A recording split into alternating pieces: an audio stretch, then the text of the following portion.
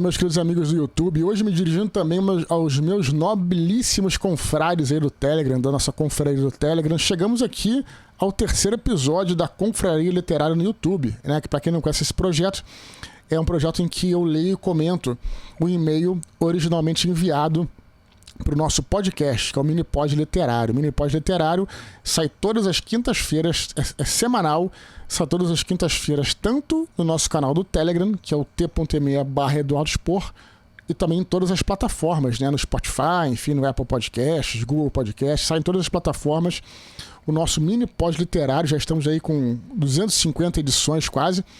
E hoje eu vou ler mais um e-mail aqui, mas antes também quero dar um recado, antes de continuar.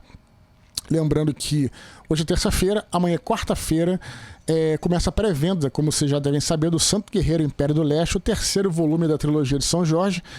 E na quinta-feira, dia 20 de fevereiro, eu estaria aqui no YouTube, galera. Vou fazer uma live às 20 horas, 8 horas da noite, para falar um pouco sobre o livro, para falar sobre a trama do livro, para mostrar os brindes que são exclusivos da pré-venda e para trocar uma ideia com vocês. Então eu convido todo mundo a participar. No descritivo deste vídeo também tem o linkzinho para a live. Se vocês puderem, cliquem nesse link agora e apertem o botão de receber notícia. Se puder dar um like também, apertar o botão de receber notificação para a gente na quinta-feira, depois de amanhã, estar ao vivo aqui, né? Então a live é bacana porque a gente, né? Eu já fiz vídeos falando sobre isso. Mas quando a transmissão ao vivo é legal porque a gente vai conversando com a turma, né? Então eu quero contar com a presença de vocês, tá bom? Então vamos direto aqui pro nosso e-mail, né? Hoje eu vou ler aqui o e-mail do Thiago Cipriano, mais conhecido como O Cipriano. É uma das figuras mais adoradas, né? Mais queridas lá do nosso Minipod. Cara, é um dos campeões de e-mail pro canal aí.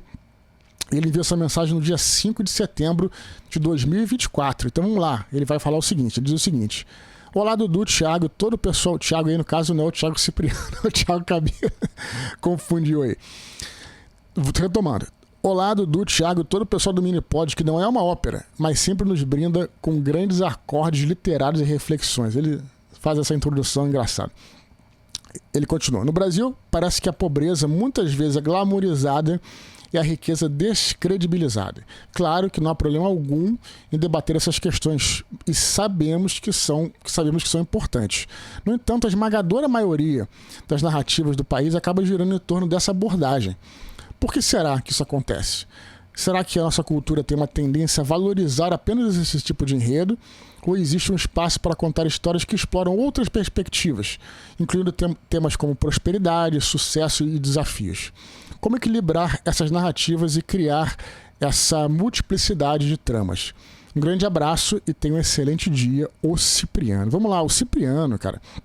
Eu tava louco para ler o e-mail dele aqui, porque ele realmente é um indivíduo muito querido lá no nosso grupo lá. Primeira coisa, bom, a gente tem que dividir essa resposta em duas, tá? O primeiro ponto é um ponto que eu não vou comentar aqui, né? Que é um ponto político-ideológico que a gente lá no nosso programa, no Minipod, né, a gente fala que a gente está interessado em discutir literatura. Né? Se você está procurando política, está procurando esse tipo de conteúdo, tem muitos canais no YouTube, enfim, não importa para que lado você for, tem canais que podem suprir, né? Então tem esse aspecto que eu acredito político-ideológico, mas que eu não vou comentar aqui e vou preferir me focar no aspecto literário, né, dessa questão aqui. E dentro do aspecto literário, eu acho que eu posso falar com alguma propriedade, não é com muita propriedade. Eu posso falar com alguma propriedade, porque o meu primeiro livro, por acaso lançado, né, Batalha do Apocalipse, ele, como vocês sabem, ele se passa parte dele no Brasil, né? Não só o Batalha do Apocalipse, como Filhos do Éden. Filhos do Éden, primeiro, grande parte se passa no Brasil, tudo, mas o Batalha, quando foi lançado e tal, tinha não um diferencial, porque também tinha obras que se passavam no Brasil, André Bianco, um monte de coisa, mas o Batalha, então ele começa no Brasil, né? E aí, à medida que eu fui sendo entrevistado, tudo, a imprensa começou a tentar focar um pouco, né, nesse aspecto, né, do supervalorizar o fato de que a história se passava no Brasil. E o que eu falei naquela época é uma coisa que eu falo até hoje, né? É uma coisa muito simples, né? Não importa muito onde a história se passa.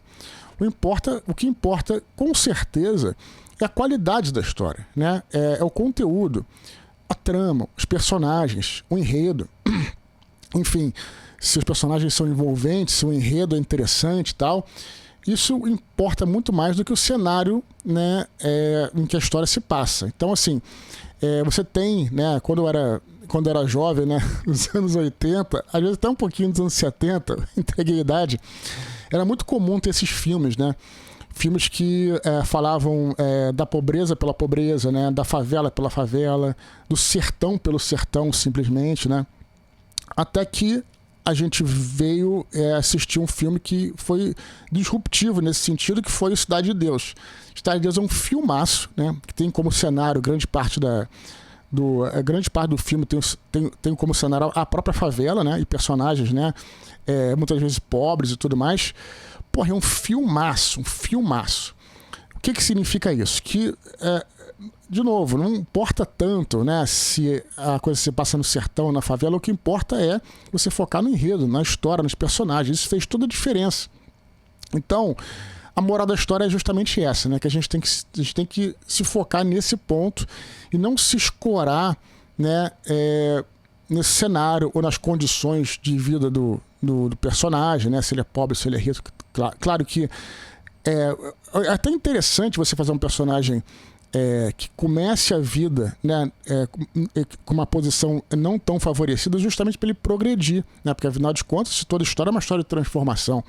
Então isso é interessante, mas se você se escorar no só nisso, né, e não tiver um conteúdo, não tiver um bom estofo, a sua história fracassa. Eu sempre gosto, quando eu falo essas coisas, sempre fazer uma analogia e tirar, não uma analogia, mas fazer uma comparação, né? Tirar um pouco do foco para a galera e dar um outro exemplo para a galera entender. Então, por exemplo, né, quando comecei a escrever o Santo Guerreiro, né, eu fiz muitas pesquisas históricas e também li muitos romances, né, romances históricos, ficção histórica sobre Roma Antiga. Tem muita coisa boa, outras coisas não tão boas, né? E qual é o que eu percebi nesses romances históricos que não eram tão bons? Era que os autores, eles justamente, né, eles tinham estudado muito, por exemplo, sobre a história de Roma. Eles sabiam tudo sobre a história de Roma. Mas o que adianta você saber tudo aquilo se o personagem, você já nos primeiros capítulos não se interessa muito pelo protagonista? Ou se a história, ou se a trama não te instiga a continuar a ler, né? No final das contas, não adianta. Você vai estar escrevendo um livro mais um livro documental do que um livro de ficção. Então, eu acho que é basicamente isso. Para nós, ficcionistas, a gente tem que focar nesses aspectos e o resto, né, que está passando ali. Aí, se você tiver uma boa história, essa história pode se passar em qualquer lugar, cara. O Alto da Compadecida é um exemplo positivo, né? Assim como o Cidade de Deus. O Alto da Compadecida se passa no sertão, Cidade de Deus se passa na favela. Porra, mas é claro que o cenário traz um tempero bacana, sem sombra de dúvida, mas a riqueza não está ali, cara. A riqueza está nos personagens, né, nas coisas que eles fazem, nas reviravoltas e tudo mais. Então acho que isso que a gente tem que focar, independente do personagem ser pobre, rico ou qualquer coisa que seja. Beleza? Então esse é os meus 2 centavos aí sobre esse e-mail do Cipriano. Pô, finalmente li o e-mail do Cipriano. Lembrar então que quinta-feira, né, tem Minipod. Amanhã, quarta-feira, começa a pré-venda do Santo Guerreiro. Quinta-feira tem Minipod de manhã. E de noite temos a nossa live aqui. Beleza? Então acho que é isso. A gente volta a se falar aí. Um grande abraço. Até a próxima. Tchau, tchau.